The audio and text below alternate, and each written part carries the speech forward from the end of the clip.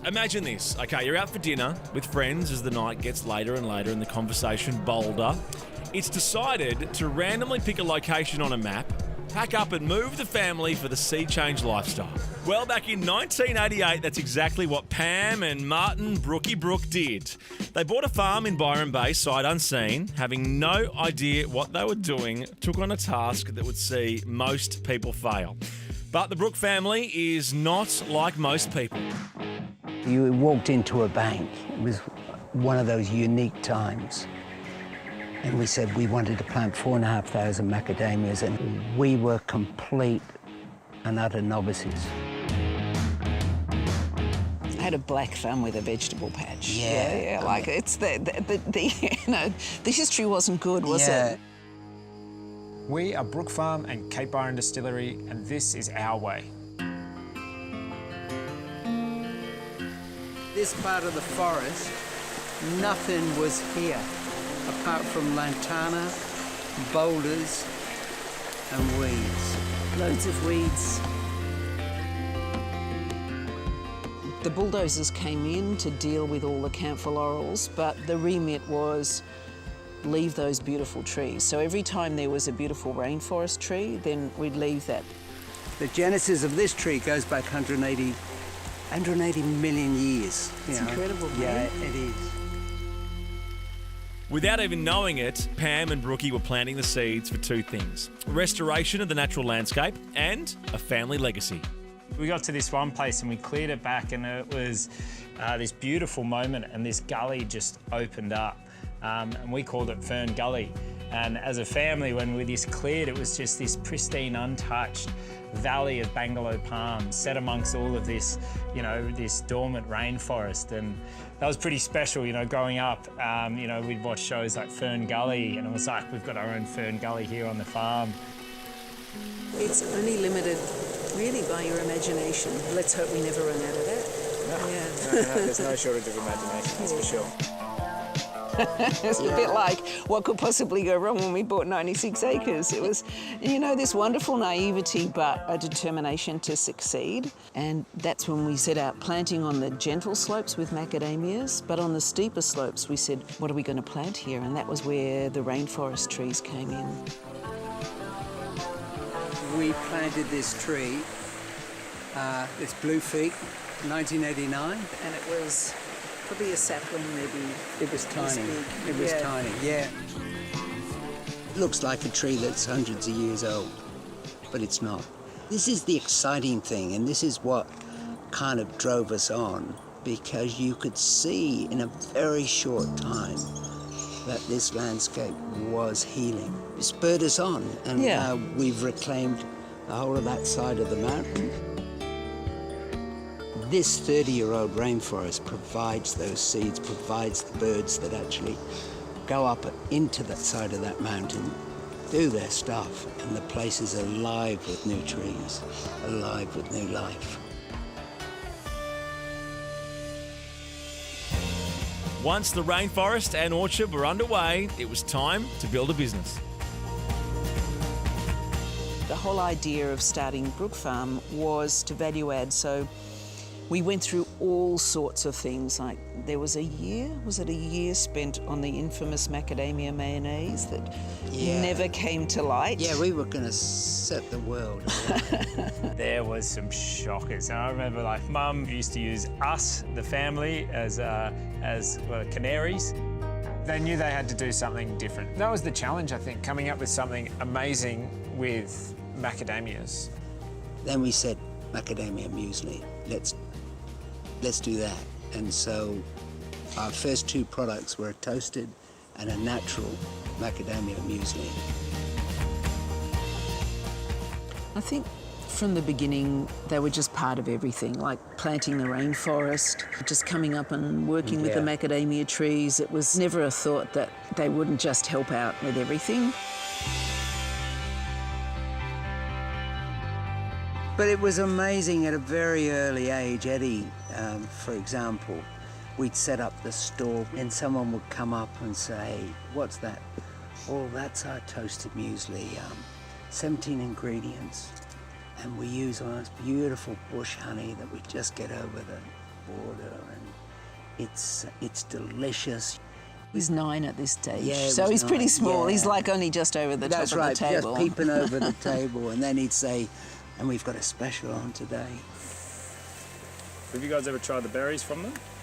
Oh, his You know, Will was a and- systems man. And Will was brilliant. I mean, Will really, you could tell Will had these terrific organisational skills. Hopefully the rains come just in time. They're going to get enough nutrients. Both those boys, they kind of complement each other in terms of their skills. Super sweet. How was that? Juicy. It's good. They see what we've done. They see what we've done right and what they think maybe we could have done better. They've really learnt from that. And the important thing for us now is to let the boys take it to the next level and do it their way. Obviously with a little bit of family input at the time, but it's really important that they create the next generation's story of that.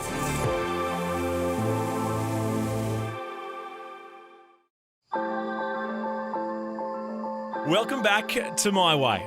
Earlier in the show, we met Pam and Martin Brook, who set out to accomplish the impossible, restoring the natural landscape of their Byron Bay property alongside planting a commercial macadamia crop. It's been a 30-year journey that now sees sons Will and Eddie driving the family business. Will as the head of Brook Farm Foods and Eddie at the helm of the newly established Cape Byron Distillery. And so the Brook family story continues. So I'm the CEO of Brook Farm, and I took over that role from Mum a little over a year ago now. I'm the CEO at Cape Byron Distillery, but wear of many hats. I really fell in love with Brook Farm by not necessarily from the initial sticking on bags, as much fun as that was and sounds. I guess a really important thing for Brook Farm is we're a family business and the whole team supports each other so well. We've got over 70 staff now. We're one of the larger employers in the Byron Bay region, and the team that works there is quite incredible. We've been creating amazing food products for almost 20 years now. Some of those core recipes are exactly the same. Toasted cranberry muesli, for one, basically hasn't changed in that time, and that only happens with a really passionate group of people who are aligned and look after each other, and it's a pretty incredible business to be a part of. I feel very lucky. For us, it's got to taste amazing. We've got to love it, and we don't follow a trend for the sake of that either. We're creating the things that we feel taste fantastic. Everything we've done growing up as a business around creativity, yet there was this sudden adrenaline in the kitchen and, you know, this force to get those flavours perfect every time. I don't know why, I just fell in love with that side of things. And when I moved to Brisbane to start uni, I fell into the world of bars. It sounded like I fell into a fair few bars, but no, it was cocktail bartending. Through that career, I got to become a brand ambassador, so I would teach people about these certain products. That led me to an opportunity once I was brand manager of The Botanist and Brook Laddie. It all came around that I got to put on a tour in Australia for Jim McEwen. You see, Jim McEwen is a famous master distiller from Scotland, a rock star in the distilling world. He would soon become Eddie's spiritual advisor. Do you see what I did there? You get it, right? And I'd watch every single YouTube video possible. If I could, I would have had a poster up in my wall. I was that big of a fanboy. Bit sad, really. Bit creepy too. So during that tour, we got to know one another and we formed quite a friendship. And I was telling him about, you know, native flavours, and this is our upbringing. The more we talked about it, there was this one moment, and I'll never forget it. And he turned to me and he said, "Eddie, we were meant to meet and we're going to start a distillery." Now, we're here in the Northern Rivers, and Mount Warning exploded some 20 million years ago. This area is, you know, subtropical climate, and it's just been this perfect environment that's created Northern Rivers as such a dense area for incredible variety of quality bush food. The flesh is it's quite sweet. We had this awesome pantry, and we wanted to capture those flavours. The wonderful thing with the distillery is from Friday to Sunday, we do these tours. It does smell nice. They'll start with a gin and tonic on the balcony overlooking the rainforest, overlooking the macadamias. And then we take them on a journey. This journey is about showing them the botanicals that we use in the gin. We wanted to showcase and layer in these incredible native flavours, and we kind of interweave those in a way that they work together. They work in harmony, they back each other up. For us, it's that balance of traditional and native botanicals showcasing our region. Yeah, it is going to drink super well young. For us growing up and for both of the businesses is we represent not just the family, but we represent our region. Having your kids stay in the area and especially having them head up the businesses because they want to, that's really special. For me, we're just custodians of this land. But the lovely thing is the ethics and the philosophy and the way that Pammy and I think has been taken up by our two beautiful boys. They'll take it to the next level, won't They will take it to the next level. They'll do it in a way that when we're looking down or up or whatever at them, you'll say, yeah, good on them. This is what we wanted. For any more info about Brook Farm and their delicious products, or to see the rejuvenated rainforest on a Cape Byron Distillery tour, check out the Brook Farm and the Cape Byron Distillery websites.